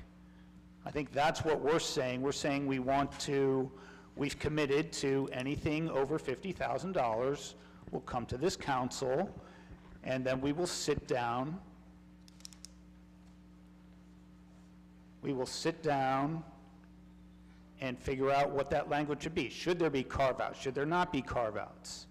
What would the potential language be? And we'll work together to come up with whatever that language is. If I could expand on that a little bit, carve-outs could be anything. I think that if we had to have a special meeting because of something was an emergency that was over 50 grand, I mean, we have Zoom, we have other measures where we would have to come in. I'm not comfortable with carve-outs. That could be anything. We're back where we started at, just under different language. But anything over 50 grand should have to come to council. And I know I sent the email about just taking the line item out with the understanding that over $50,000 for professional services. That's my understanding is professional services. We're talking about contracts, these contracts that to all of these different entities and consulting companies. That's where the issue is. They're the ones who have really, they've put a red light on some things that we never even noticed that were there. But now that we know that it's there, why not correct it? Why not correct it? We can't keep saying, well, these are the way things were done. We talk about things that were done 60 years ago. I mean, we start talking about that kind of time 60 years ago is a lifetime for many of us. And so if that means 50,000 is the mark, they come to council. And it's great that we have this on the record here, but I truly believe that needs to be something that is in writing before we even pass a budget, that we agree that anything over 50 grand, we would approve it under this professional services contract. Thank you. Ms. Holland? Thank you, Mr. Freeman. So good news, we don't even have to put that down on paper anywhere. It already exists, Section 95 of the Charter. So what 56 has been doing in all its iterations, starting with item 15 in the 1966 budget, is that it has been a voluntary waiver by City Council over and over and over again. And you know, I mean, we've all learned a lot in the past couple of years. I've learned a lot, and I've been a civil rights lawyer my whole career, but I've learned a lot about institutional mistakes, okay? And there is no shame, okay, in discovering one day that, you know, we've been doing this thing, and it has led us here. There is no shame in that. In my view, and I hope you join me in this. I mean, I tried to raise my kids this way, that, you know, when you discover that you've been doing something that had unintended consequences, you know, that you fix it. You stop doing it that way. There's no shame here. This is an opportunity. So we don't even have to put anything down on paper to reserve our right, because the voters did it for us, starting in 1920. And updated as recently as 2020. So we're good. I really appreciate the concern that, boy, this will be a new move for us. But, you know, all weekend I was thinking about, okay, what would the emergency be that would create, you know, this need to be able to, boom, spend $500,000 before the next council meeting?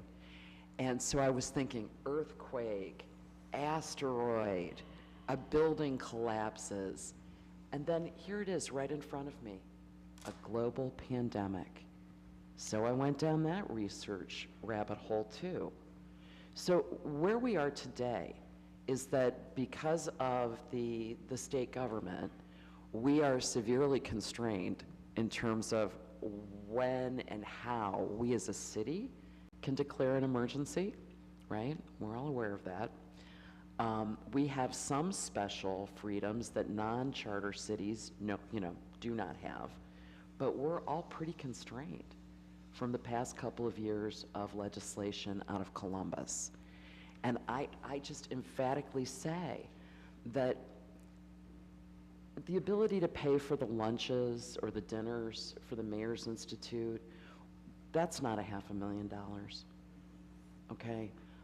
The ability to pay for something that comes up in the ordinary course of things, probably not over $50,000.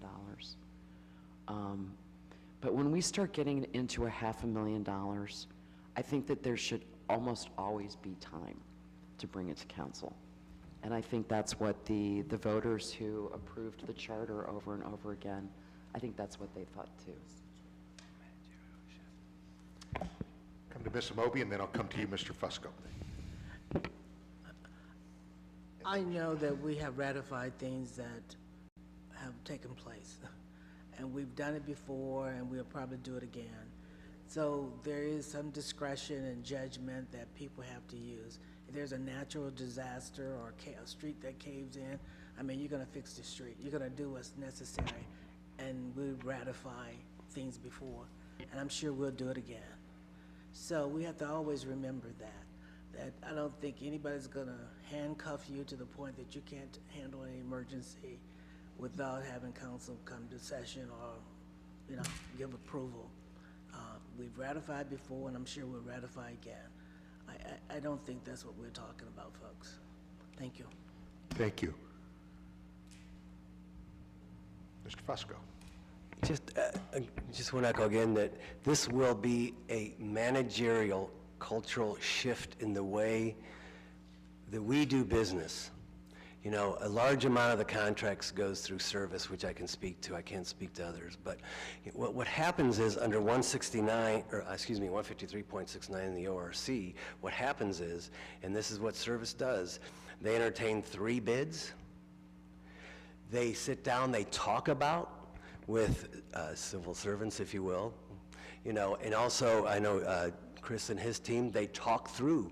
They look at, does this firm have the firepower to do what's needed? Because oftentimes they're unique and specialized, especially on the engineering side, you know, or the, specifically engineering, you know, water.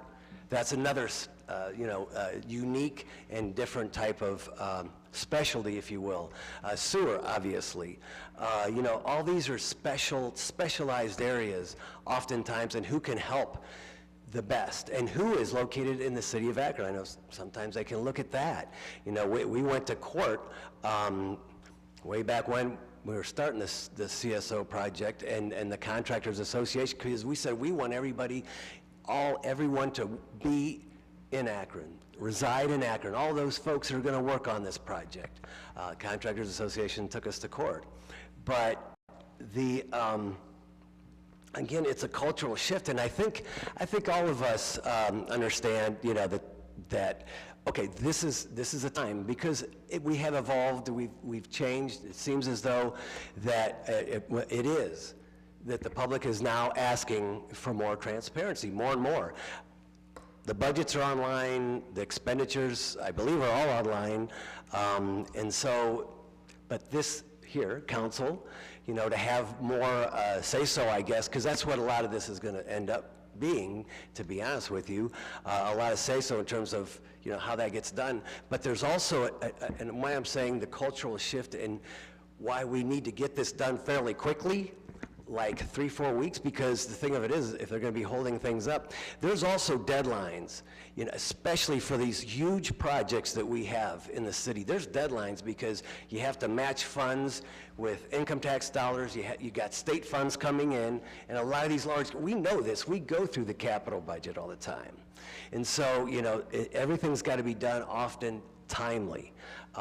But I think, you know, like having these conversations, and maybe we have to have them all week long. I don't know. I can't answer that. But I think in terms of making sure that, you know, managers can manage, legislators can legislate, you know, and then again, you know, like I said, if we want to see every contract, and, you know, that's another discussion. But that's why I think it's important that we give ourselves a timeline and say, you know, well, let's discuss this and let's come up with a solution. Thank you. I'm going to go Mr. Malik, and then I'll come to you, Ms. Mobian. Thank you. First of all, I just want to make clear, Mr. Fricker, my concerns are not with any piece of Section 56 beyond the specific clause that we've talked about here today. I think that the other language is clearly important. And then also the references that I made to carve out were, again, kind of in the spirit of dialogue, talking about if there are rationales that people have for specific categories and things like that, that I would like to hear that, right? Again, I think Councilwoman Amobian asked a very helpful question, which was, what's the worst that could happen if we leave this language out? To the extent that I've heard it today, it sounds like the worst thing that could happen is that you come see us a little bit more often, and you know, we're not that scary. The last question I had was, I guess I haven't asked a question yet, but the question that I have was a little bit differently on the medical debt piece.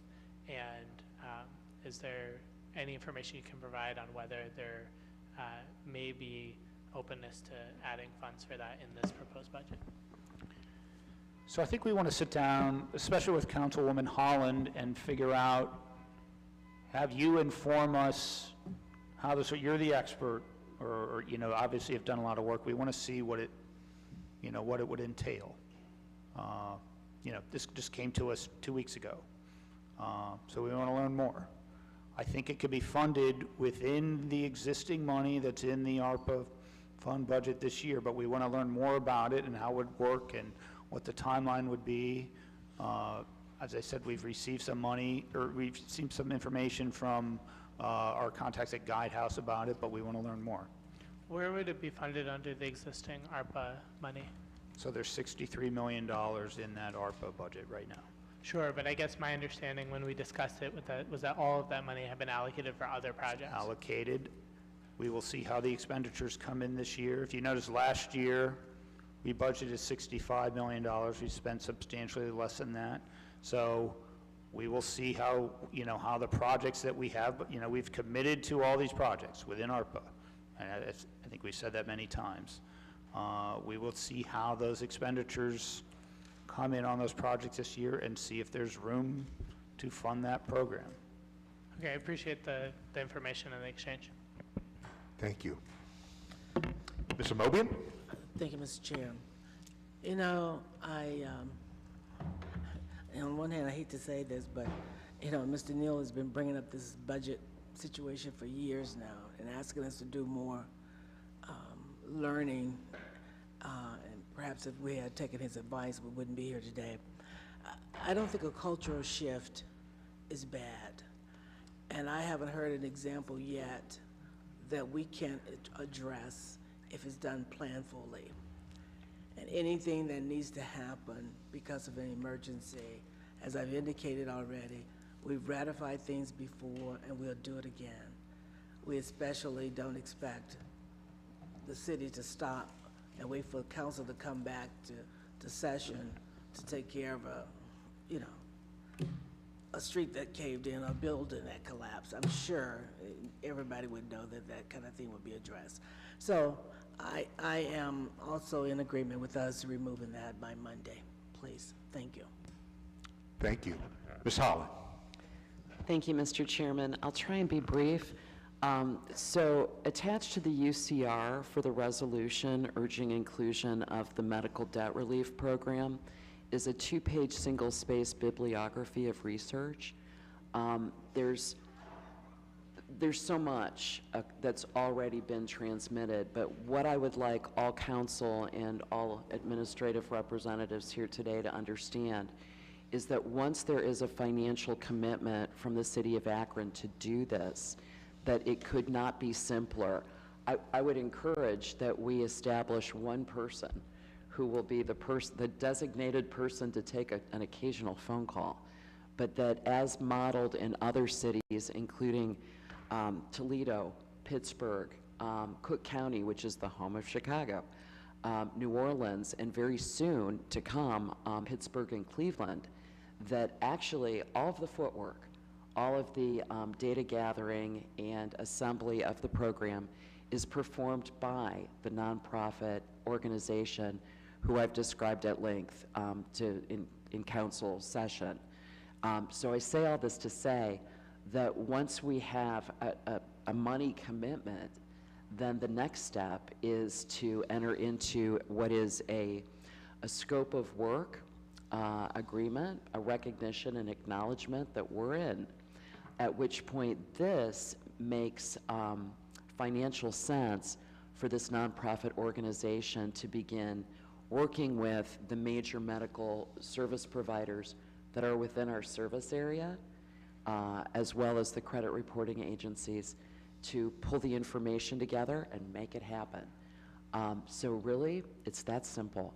I know that nothing that sounds that easy seems like it possibly could be, but this is something I've spent months on, and Councilman Fusco has been part of this. He knows this, as does President Somerville, Deputy Mayor Somerville.